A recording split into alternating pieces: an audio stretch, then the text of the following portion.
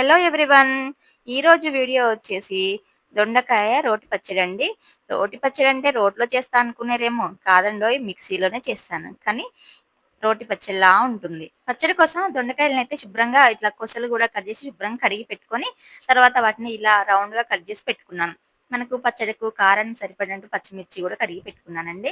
ఇంకా అందులోకి జీలకర్ర, ధనియాలు, మెంతులు, శనగపప్పు, మినపప్పు, కొన్ని నువ్వులైతే తీసుకున్నాను. ఇప్పుడు స్టవ్ వెలిగించి కడాయి పెట్టి అందులో ఒక్క స్పూన్ ఆయిల్ వేసి, ఇంకా ఈ శనగపప్పు, మినపప్పు, ఈ ధనియాలు, జీలకర్ర ఉన్నాయి కదా!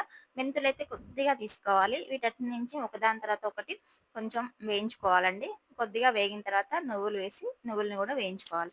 వేయించుకొని ఇవి తీసి పక్కకు పెట్టేసుకొని, అందులోనే ఇంకొక స్పూన్ ఆయిల్ వేసుకొని, పచ్చిమిర్చినైతే కట్ చేసి వేసుకొని వేయించుకోవాలండి. ఇంకా నా ఛానల్ ఎవరైనా ఫస్ట్ టైమ్ చూస్తున్న వాళ్ళుంటే ప్లీజ్ సబ్స్క్రైబ్ చేసుకోండి.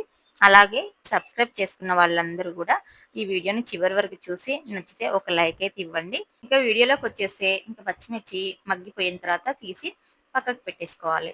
తర్వాత అదే కడాయిలో కొంచెం ఒక 2 స్పూన్లంత ఆయిల్ వేసి, ఇప్పుడు ఈ దొండకాయలను వేసి మగ్గించుకోవాలి. దొండకాయలు మూత పెట్టి మగ్గించుకోవాలి. మధ్య మధ్యలో కలుపుకుంటూ ఉండాలి. తర్వాత ఈ చింతపండు తీసుకున్నానండి కొంచెం పులుపు కోసం నేనిక్కడ. కొద్దిగా ఒక నిమ్మకాయ సైజంత చింతపండు తీసుకున్నాను. అలాగే ఒక టమాటా కూడా కట్ చేసి పెట్టుకున్నాను. ఎందుకంటే చింతపండు పులుపు కోసము. టమాటా అయితే పులుపు ఎక్కువగా ఉన్నదనుకోండి, మీరు టమాటాతోనే సరిపెట్టేసుకోండి. చింతపండు వేయాల్సిన అవసరం లేదు. లేదు నాకు టమాటా పులుపు లేదనుకోని నేను చింతపండు వేస్తున్నానండి. ఓకేనా. ఇంకా దొండకాయలు కొంచెం మగ్గిన తర్వాత, ఆ దొండకాయల మీద ఇలా టమాటాలను, చింతపండు కూడా కడిగి పెట్టాం కదా! అవి దాని మీద పెట్టేసుకోవాలి. పెట్టేసుకొని మూత పెట్టి కొద్దిసేపు మగ్గించుకోవాలి. అంతే, టమాటాలు కూడా మగ్గిపోయాక స్టవ్ ఆఫ్ చేసుకోవడమే. స్టవ్ ఆఫ్ చేసుకొని ఇప్పుడు చల్లారి పెట్టుకుందాం. చల్లారి పెట్టుకున్నాక మిక్సీ పట్టుకోవాలి. చల్లారిపోయిన తర్వాత మిక్సీ పట్టుకుంటాం కదా! ఇప్పుడు అసలు మనము ఒక విషయం గుర్తుపెట్టుకోవాలి. ఎందుకంటే మనకు రోటి పచ్చడి స్టైల్‌లో ఆ టేస్ట్ రావాలి కదా! ఆ టేస్ట్ రావడం కోసం అనేసి మనం మిక్సీలో పట్టేటప్పుడు జాగ్రత్తగా పట్టాలి. ముందు పప్పులన్నీ వేసాను కదా!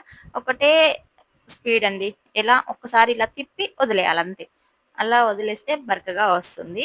ఎక్కువగా సేపు తిప్పకూడదు. తర్వాత మళ్ళీ పచ్చిమిర్చి, కొన్ని ఎల్లిపాయలు గూడా వేశాను. ఉప్పు ఇవన్నీ వేసి మళ్ళీ ఒక్కసారి అలా పెట్టి తిప్పాను. ఒక్కసారే ఇట్లా తిప్పాలే, బంద్ జేయాలే. అక్కడ ఉంటుంది అసలు మనకు టేస్ట్ అనేది. సరేనా? ఒక బరబర మనము మిక్సీ ఆన్ చేసామా, మెత్తగా అవుతుందా అనేది కాదిక్కడ. తర్వాత అవి గూడా మెదిగిన తర్వాత ఈ దొండకాయలు గూడా మనం మగ్గిపోయినయిగా, చల్లారినయిగా, అవి గూడా వేసేసి మనము మళ్ళీ సేమ్ అదే పొజిషన్‌లో ఇట్లా ఒక రౌండ్ ఒకటేసారి ఇట్లా ఆన్ జేయాలి, బంద్ జేయాలి. అలా ఒక 2 సార్లు చేసామంటే సరిపోతుందండి. అయిపోయింది. దొండకాయ రోటి పచ్చడి అయిపోయిందండి. ఇంకా రోట్లో కాకుండా ఇలా మిక్సీలో గూడా మనం రోటి పచ్చడి టేస్ట్ అనేది వస్తుంది. మీరు గూడా ఒకసారి ఇలా ట్రై చేయండి. ఇంకా పచ్చడి దానికోసం అయితే పోపు పెడుతున్నానండి. పోపు కోసము కడాయిలో కొద్దిగా నూనె వేసి, అందులో జీలకర్ర, ఆవాలు, శనగపప్పు, మినపప్పు, కరివేపాకు, ఎండుమిర్చి, నా దగ్గర కరివేపాకు లేదండి. మీరుంటే వేసుకోండి. కొంచెం పసుపు, ఇంగువ వేసి పోపు పచ్చడిలో కలిపేసాను. అంతే, దొండకాయ రోటి పచ్చడి అయిపోయింది. చాలా టేస్ట్ ఉందండి. ఇంకా రోటి పచ్చడిలో రోట్లో చేశానంటే ఈజీగా నమ్మేస్తారు. మీరు గూడా ట్రై చేయండి. ఇప్పుడు నచ్చిందా పచ్చడి? ఇంకెందుకు ఆలస్యం, లైక్ చేయండి, షేర్ చేయండి, సబ్స్క్రైబ్ చేసుకోండి. బాయ్.